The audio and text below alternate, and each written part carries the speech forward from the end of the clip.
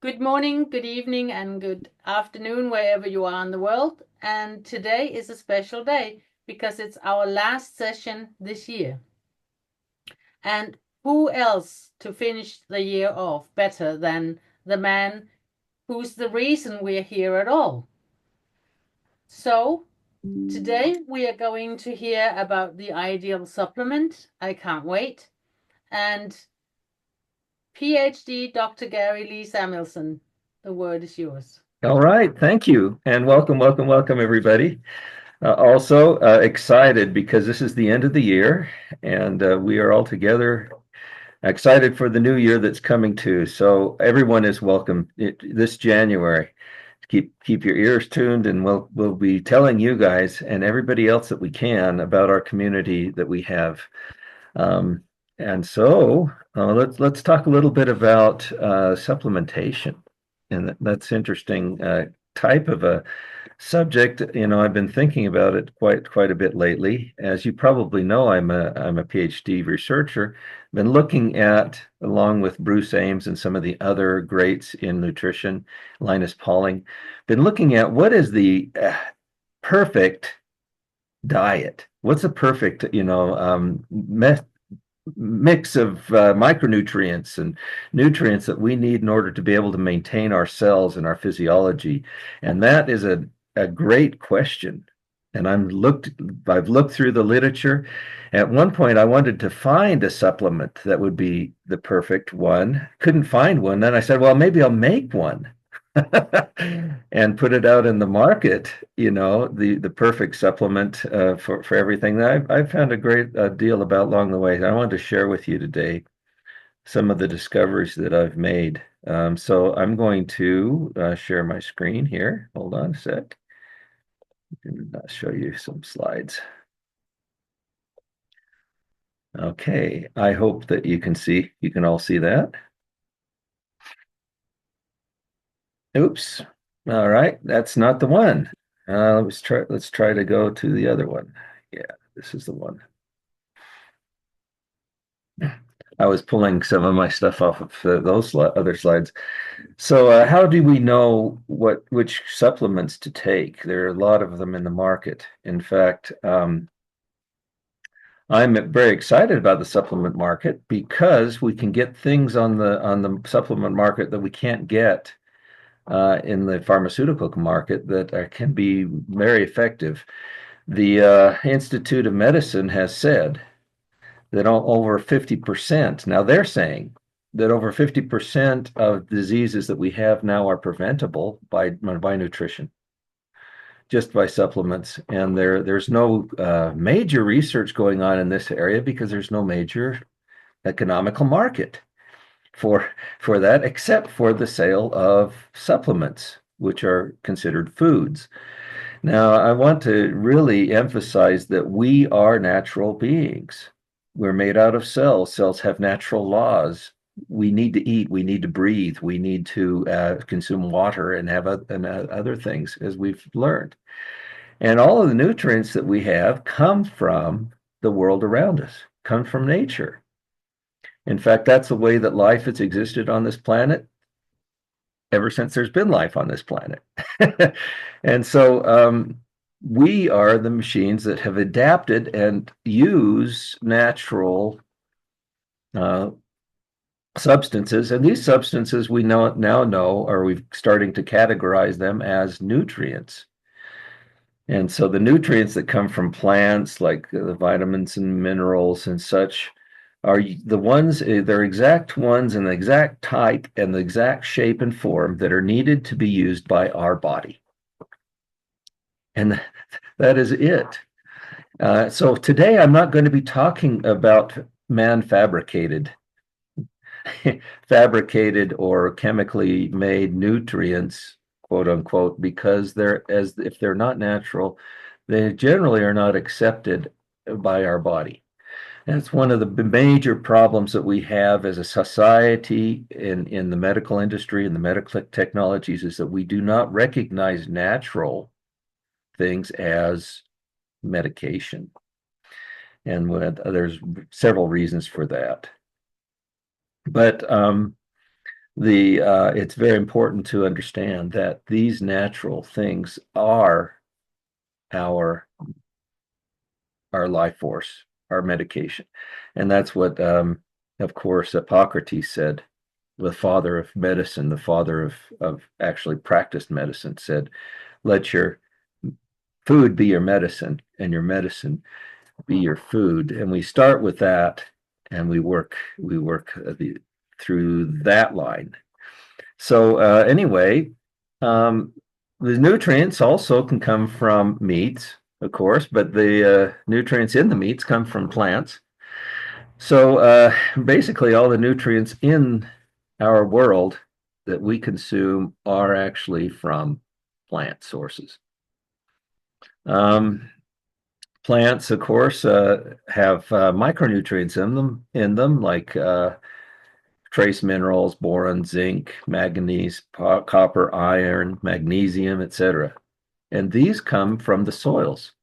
And they're absorbed in from the soils. The bacteria in the soils actually help to free up these nutrients.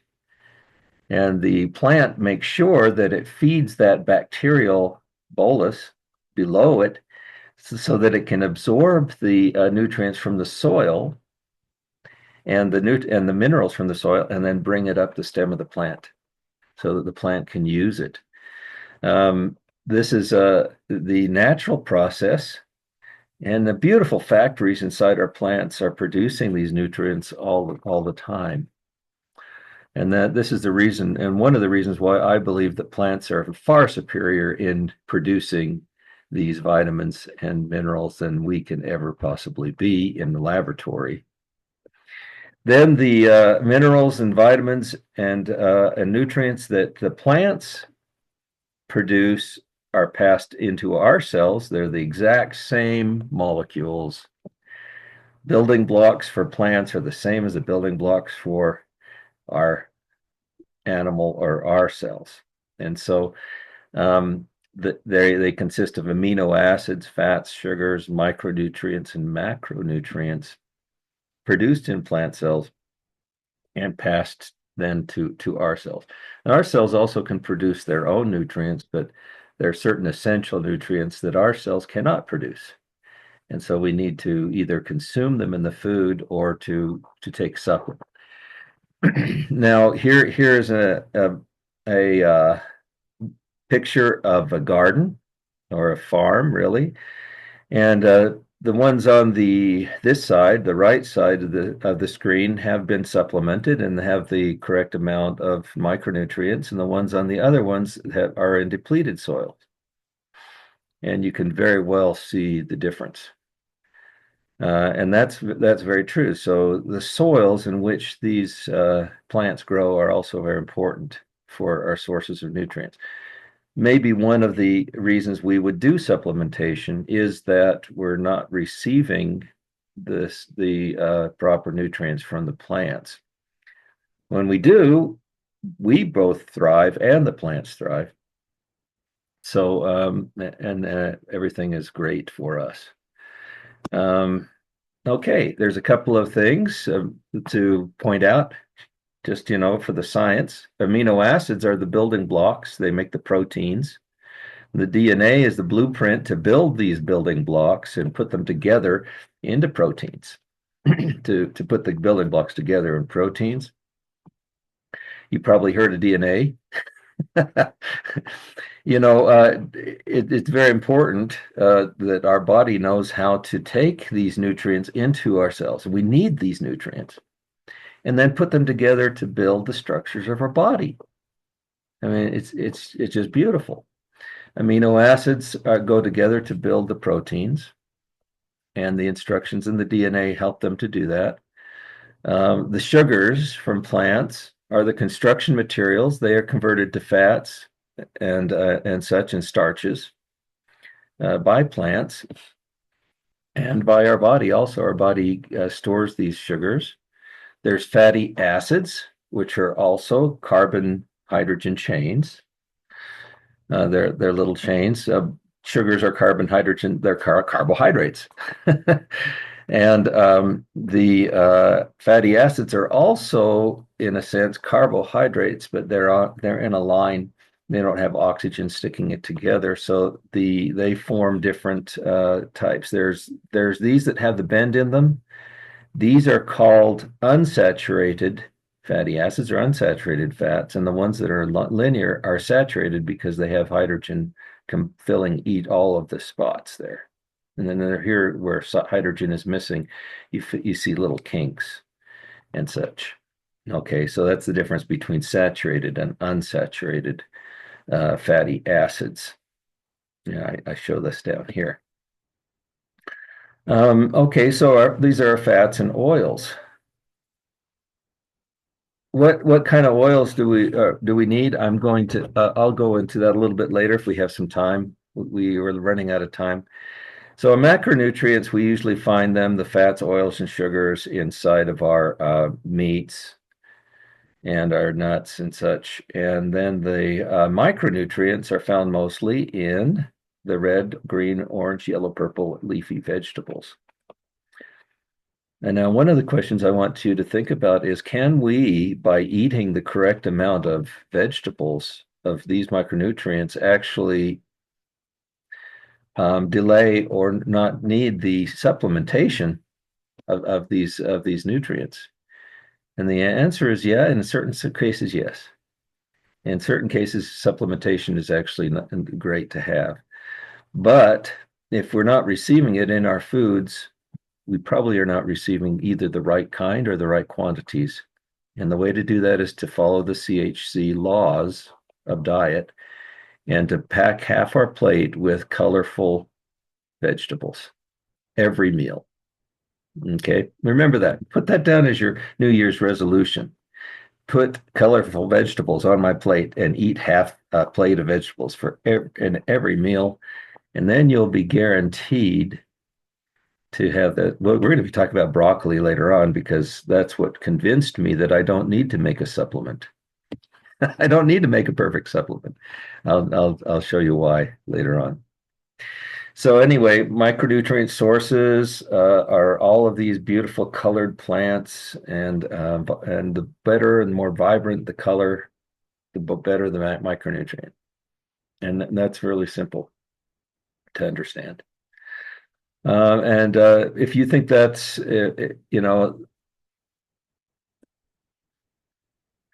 that's the reason, by the way, that I use these very simple analogies, because people tend to understand them very much. If we start now going into all of the um, nutrients, the micronutrients that we've identified, at least, that go into these plants, here are a list of some of them. And here's a man. He's known for developing the method to measure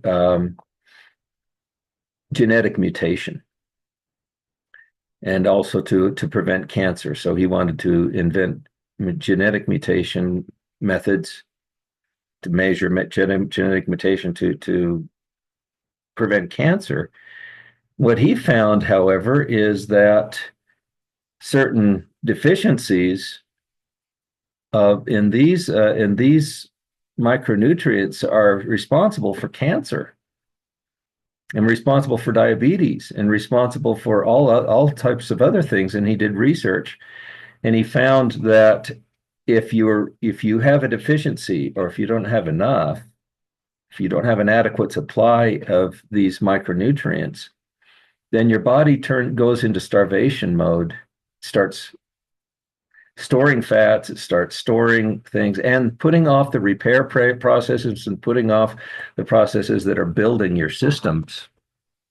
So, it's saying, oh, who needs to repair and replace damage in my heart if I'm starving? And so those processes are put off. As soon as we start supplying the body with these micronutrients, the body starts saying, okay, great. We're in plenty, abundant supply, and now I can start repairing everything. And so a lot of degenerative diseases and such can be found simply by not having enough of the micronutrients. That's called triage theory, by the way. And when you have deficiencies, your hunger status activates preservation mechanisms. You have cravings of carbohydrates. You save the fat, disregard the healthy future, and even some of them can be permanent, like deficiencies in DHA. So your body naturally takes all of these micronutrients that we've seen, and I represent them by little squares and triangles and such. I only use 4 of them here. There are 40 that I mentioned before. And in the intestinal filters, when this is broken down by the enzymes in your digestive system, you get these big particles of micronutrients. Enzymes break them down into individual micronutrients, and then only those micronutrients are allowed to go through. Everything else is a toxin. I'm going to say this again. Everything that your body does not need or use or utilize is a toxin. Okay? Including preservatives, coloring, and other things that are put into food. Additives that are put into food are toxins. The body needs to get rid of them. And they can cause problems, especially. Well, I don't want to go into it, but hormones that are put into our meats and other things can be special toxins because some of them can actually pass through. So anyway, if we have then in our blood supply, we have all of these micronutrients that are necessary, then our body can build the tissues. This little diagram says, hey, I'm building this little thing over here. That's what the body can do. And if we do that, we're healthy. Now, if we're missing some of the micronutrients in our diet, say we're missing this triangle and rectangle thing here, then they don't get through, of course. The only 2 of them get through, and you can't build the structures that your body needs. That's why the body goes into starvation mode, by the way. It says, oh my goodness, we're out of building materials. Help.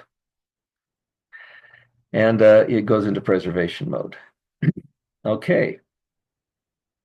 Now, this also can happen if some of the intestinal filters are blocked or not working, and this is through what they call inflammatory diseases such as lupus, what are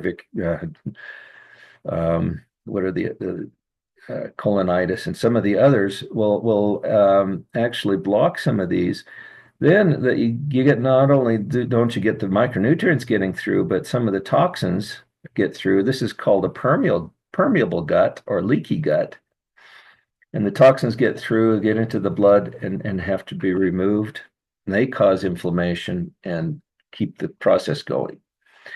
So, people say, oh, some of these digestive issues can't be solved, can't be cured because there's chronic inflammation in the gut caused by these toxins. Well, yes, they can. If you start eating healthy and you start working on your microbiome again, you can rebuild these filters. And so don't believe that stuff. You can always rebuild your body.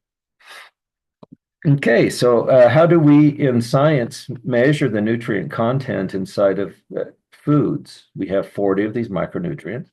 How do we measure them? Well, they are able to, they meaning Food and Nutrition Board of the Institute of Medicine in the United States, are able to measure the different nutrients that are needed by the body. And EAR is the estimated average requirement that's expected to satisfy 50% of the people in the age group, a certain age group. RDA is actually satisfies 97.5% of the healthy individuals with in the age group. So the RDA, or recommended daily allowance, many people are familiar with that. They're usually on the back of bottles. What's the percentage of RDA? Adequate intake, when they don't have RDA values, is an estimated value. And then the tolerable upper intake means how much can you take before it starts to make you sick. And so those are measures of the nutrient inside of foods. Here's what we look at. If we have inadequacy, which means inadequate food or nutrient supplies, and then we get up to the EAR level, and we're supplying about 50%, or 50% of the population has adequate supply. Then we go up to the RDA level, well, we say about 97% of the, or 98% of the population has adequate levels at the RDA levels. Then up past that, up until you get the EUL level, which is the tolerance, upper level of the tolerance, and then you get secondary side effects by taking too much of the nutrients. So that's how we look at it scientifically. Now I'm going to go through a lot of this, so I apologize, but this is very nice information. You can get this actually from the Institute of Medicine RDA values and other websites. I put a website down here where I got this resume. I was looking at Bruce Ames' triage theory and his 40 essential micronutrients, and this website listed them out. So thiamine, vitamin B1, riboflavin, niacin, pantothenic acid, biotin, and other B complex vitamins are what they call water-soluble vitamins. Water-soluble means that water dissolves them. So they're actually dissolved in our digestive system. And in our blood. So they don't need any special handling. That's great, but these water-soluble vitamins also can get out of our body easily through, our urinary elimination, through our urine, and other things. So they stay in there for a little while. They need to be constantly replenished by our foods in order to be able to provide us with our needs. Okay, over here, the actual RDA values or AI values for these different nutrients. Okay. Oh, okay. Riboflavin, vitamin B2 is in beef liver. That's a really great thing. Vitamin B1 is in sunflower seeds and legumes. So here are good food sources for the different vitamins that you may need. Okay.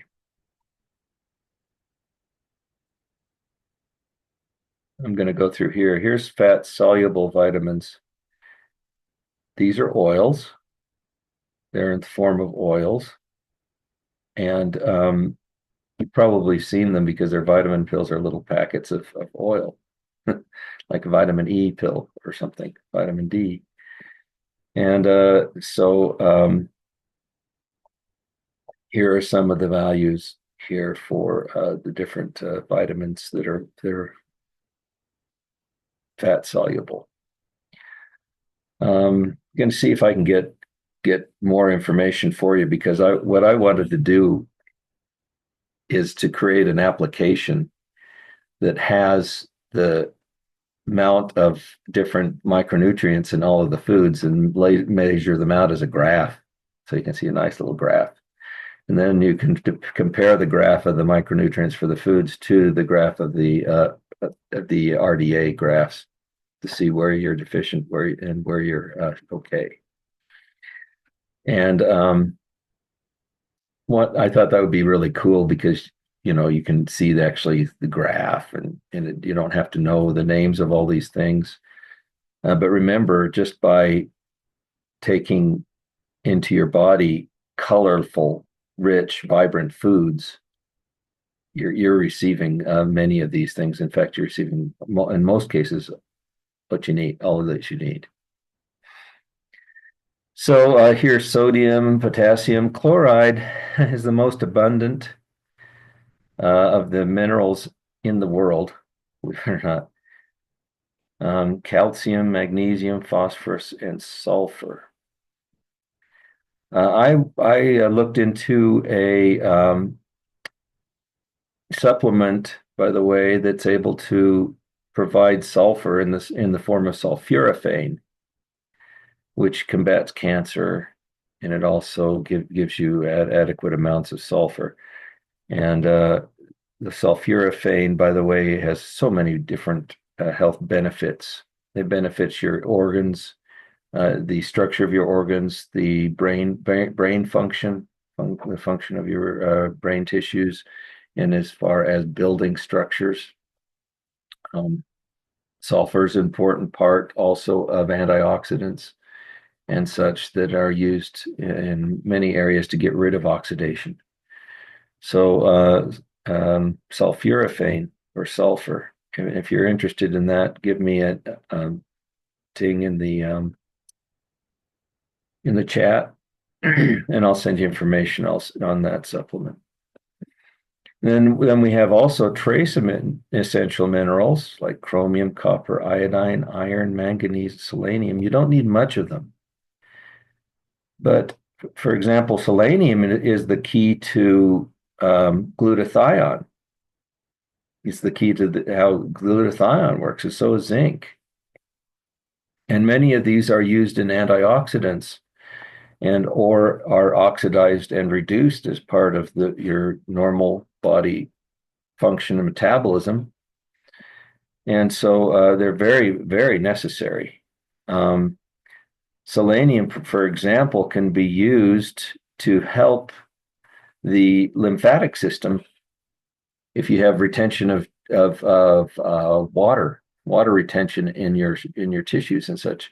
Selenium can be used to help reduce the inflammation of the tissues and also to get rid of the water and make your lymphatic system work very well. So if you've had, for example, breast cancer and some of your lymph nodes have been removed, selenium is a wonderful supplement to use for that case. Zinc, of course, for your immune system. Iron conveys the oxygen in your blood, and etc. Fish oils, omega-3 and 6 fish oils. Now, we should get about a 1-to-1 ratio of omega-3s to omega-6s in practice. But in our modern diets, we often have much more of the omega-6s than we have the omega-3s. So we want to maybe go a little bit toward fish oil, krill oil, walnut, and edible seeds and flax seeds, etc., in our diet to help to pull up the omega-3 amount. That omega-3 is also known as DHA, DHA, EPA. Then supplements have the omega-3s in them. And we have the essential amino acids.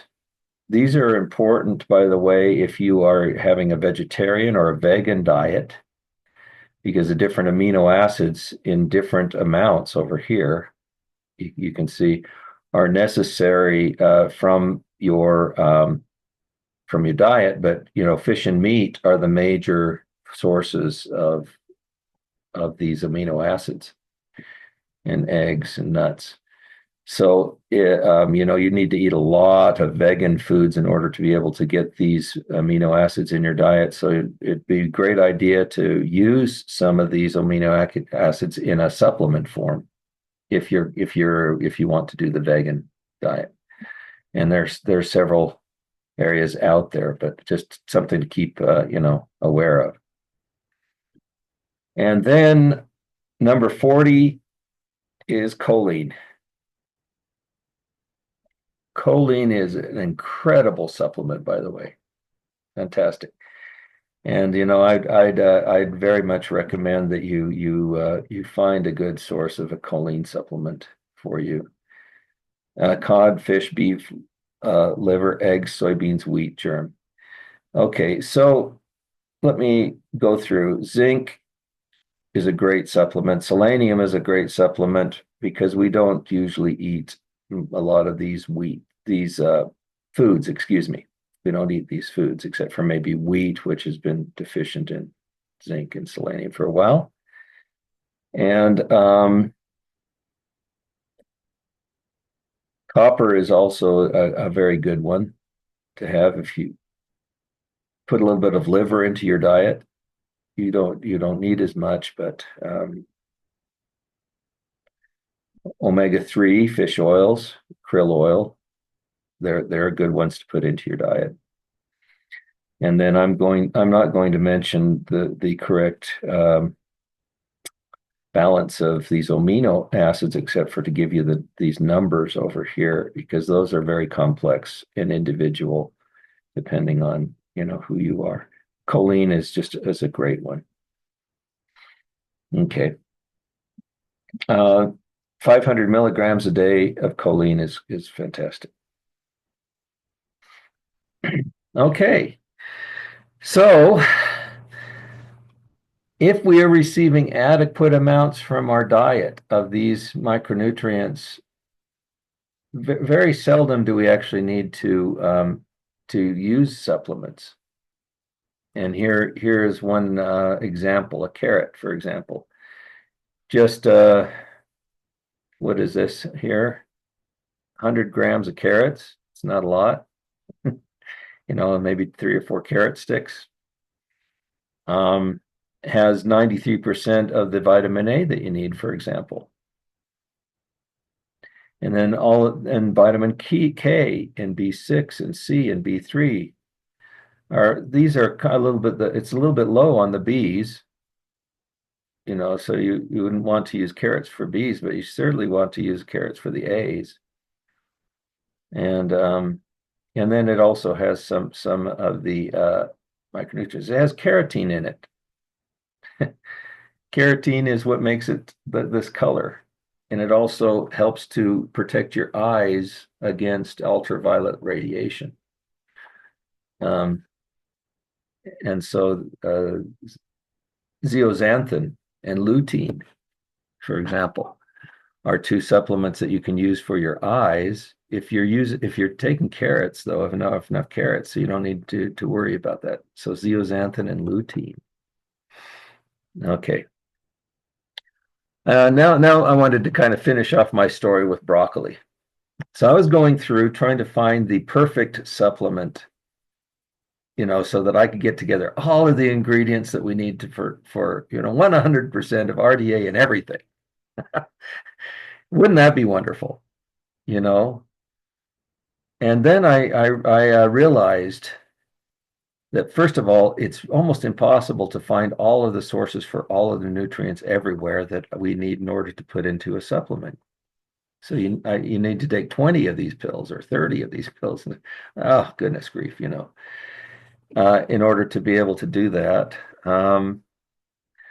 I looked into broccoli, and here are the nutrients in broccoli.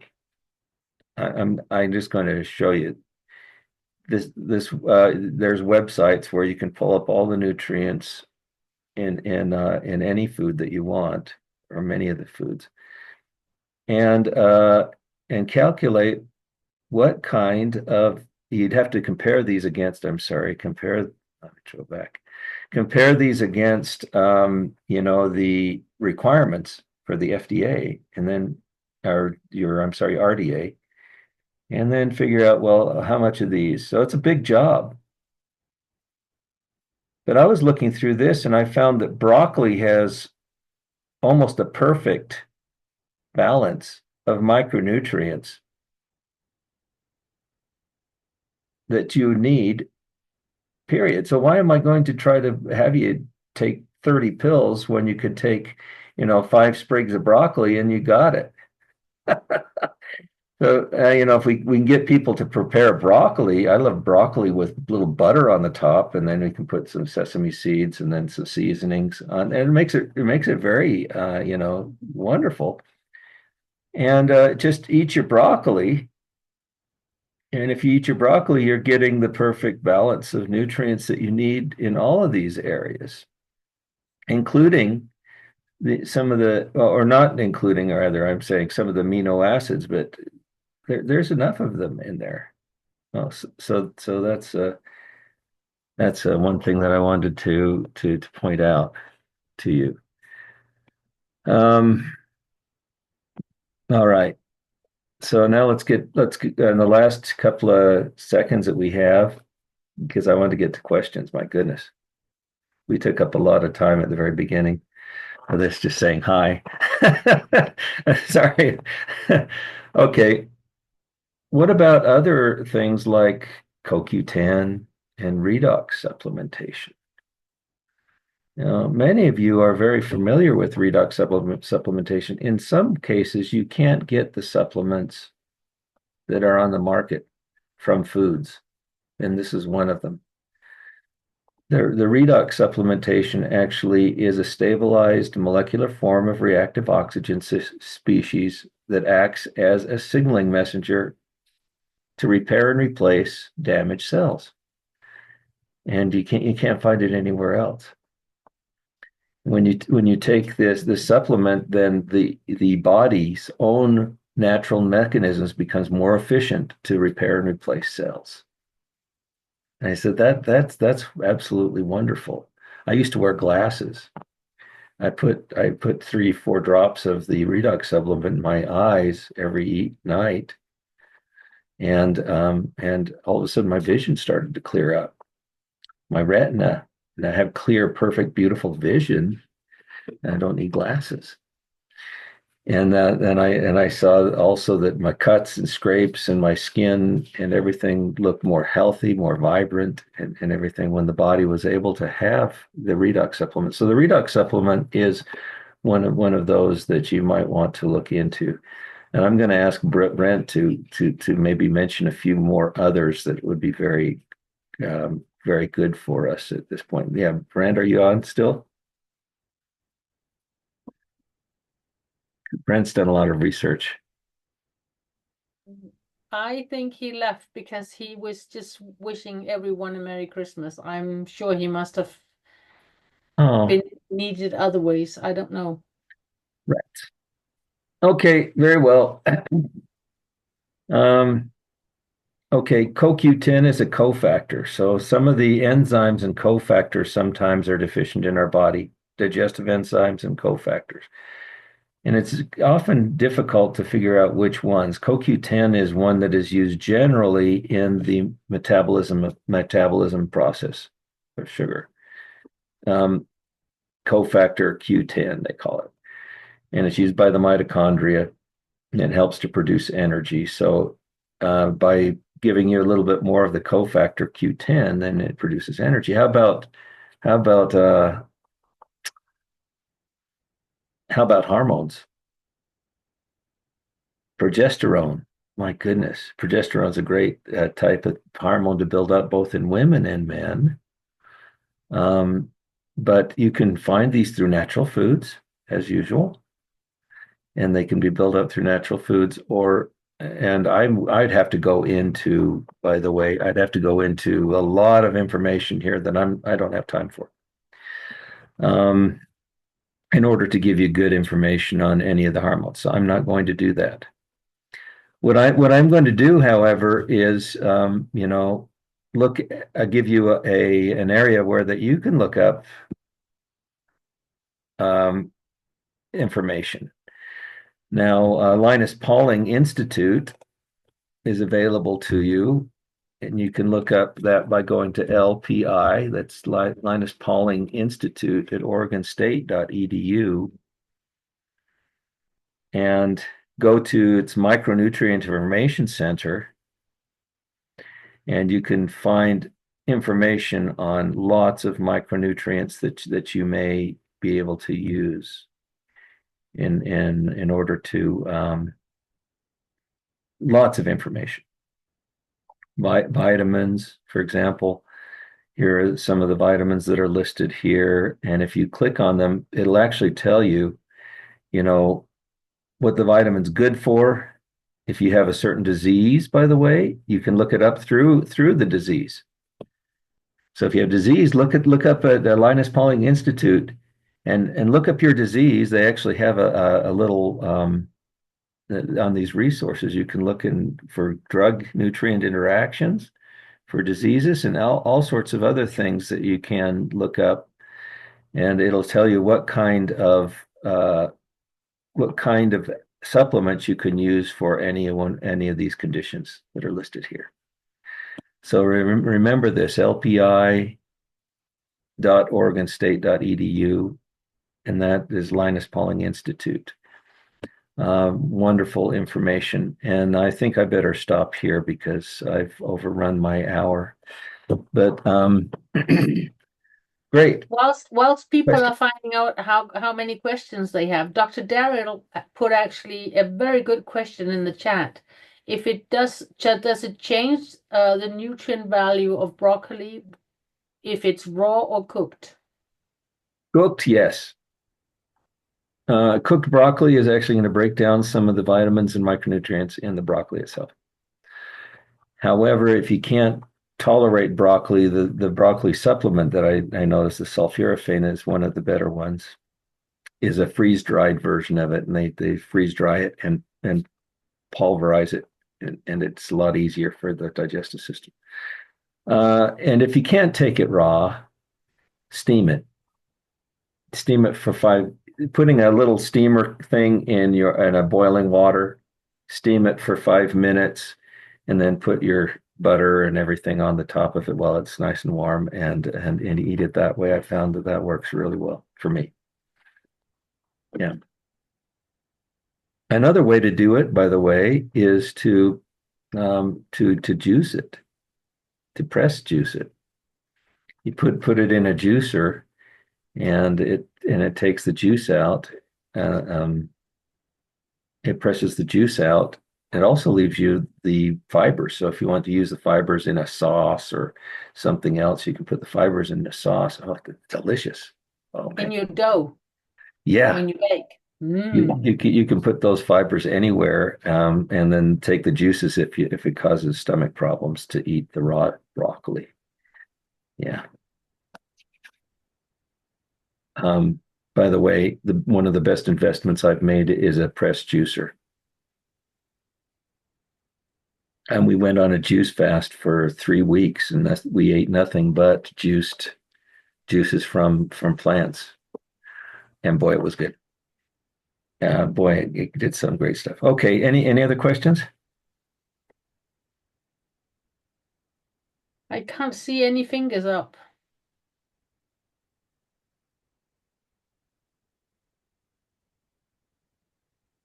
Okay.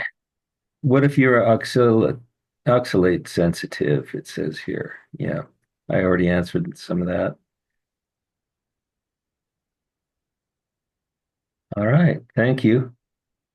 Trine Lisa actually had a question. Is the stem of the broccoli as nutrient as the flower? The stem.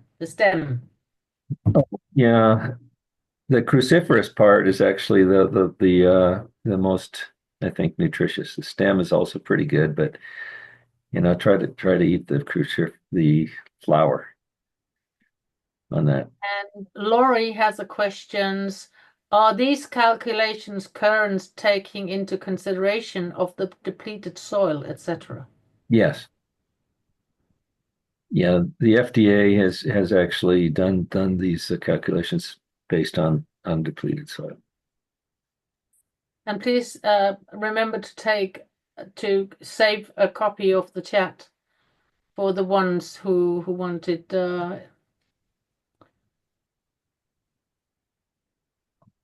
Okay. Yep, I will. Yeah.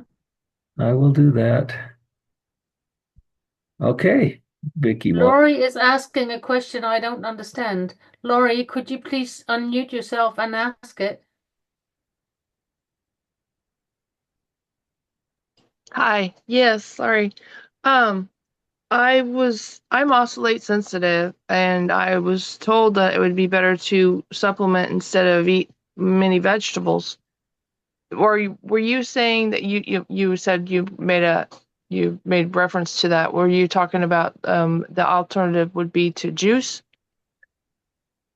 Is that what the Yes, you can help? try. There's people that I know that are sensitive. You can try the juicing process and see if it works for you. But boy, I'll Okay. tell you that press juicer is remarkable. It has a little colander and it just turns kind of like a and press it turns and presses the juice out of the vegetables. So I throw beets in there, I throw celery in there, I throw anything in the top, and out comes juice on one side, and then the all of the fibers on the other side. Can I ask one more quick question? Yeah. Thank you. What about for the people that work full time, have three, like lots of kids and lots of responsibilities. They don't have time to juice. They don't have time to eat properly. What kind of supplements do you recommend? Or I'd love to see you make your own. That would be awesome for people Uh, like that. Or here, that people here's don't the like vegetables. My here's the husband, my problem. son. Here's the problem. Even now, as you do research, you realize that everybody is different. And we're just taking averages of what's good for people, and even on the RDA values are averages. So um, it'll take actually a little bit of work for each individual.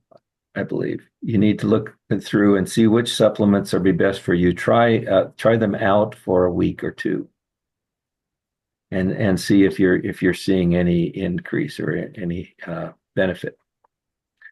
And then Okay, thanks. if not, then you can just put them aside and then try some others. So it's a kind of Yeah. an experimental Been, process. yeah. But Been you, doing that for probably 20 years. So a long time. We wasted a lot of money. hey, But I'll tell you, Lori, if you don't like the vegetables, drink them. They taste I like very them. I love different. them. no, Yeah. Yeah, I used to juice too. So, I mean, I My had a my period of time. granddaughters, they don't like celery. They don't like beetroot. They don't. That's a lot of things they don't like. If you juice them, it's like, Mhm. Granny, that's yummy. Okay, yeah, whatever. Yeah, So I have to start get them to juicing for drink my it. son and my husband or my adult son. And so, yeah, alrighty. here's what I Thanks. do. Okay, I put all these mason jars on the counter. I throw a whole bunch of stuff in there, ginger root, turmeric root, all sorts of stuff. And and then I take the juicer and I dump it into each one of the mason jars. I mean, I dump it evenly into all of the mason jars. Then I go back and I do it again. At the end, it takes about an hour to juice. You can do it on a Sunday afternoon, Sunday when you don't have time. And then you have all these mason jars full of juice, and then you don't have to juice more than an hour once a week, and you have everything that you need for the week. Oh, that's for like it stretches out all week. No, yeah, because you line up your mason jars as many as you need during the week, and then Oh, you keep on juicing and then distributing the juice evenly. I distribute it evenly because sometimes um, when you put a little bit of these heavy spices like turmeric in there, it's kind of strong. So it's nice to kind of even it out, and it gets to the point where you can taste it and say, okay, that's good. yeah. So you don't juice like or you don't do fresh juice every single day like that, or are you talking Oh, about just? no, we juice every day, but we don't. For you, we just put a blender. We put everything in a blender and make a kind of a smoothie thing every day. Like daily would be fresh like that instead of doing Right. it like once a week where we don't have to do it again. But if you're intolerant, sometimes it's a good idea to pull out the fibers. Yeah. Please So it's a remember to use glass. No, no flasks and stuff like that because then it's gonna oxidate for you. Use Oh. glass Yeah, thank you. Yeah. and plastic lids if you shake it. Yeah, Oh. mason jars are great because they usually come with everything, and you just put them in there, and then In Europe, we don't have mason jars. You must be kidding. No, I'm not kidding. Oh, how do you can your food? Wow. Yeah. A lot of people can in plastic still. I can in What? glass. How can you do that? Yeah. You can't can in plastic. Oh, okay. I'm gonna have to talk to Europe. And I wouldn't trust plastic. He's gonna have to talk to Europe. That's right. I'll get it. I am Mason jar. working. I've been working for 3 years with these small liners to get him to come. Still hasn't seen the shadow of him here. So we're gonna keep trying. Yeah. All right. Well, love you all. Thank you. Merry Christmas and happy holidays. And may you have the greatest prosperity and love in your life, as well as the greatest health possible. Thank you. We appreciate you. Thank you. Same to you and your family. Right. Thank you. Thank Good you. to see everybody. Love you. everyone. Merry Christmas. Holidays, Yeah, everybody. Merry Christmas, everyone.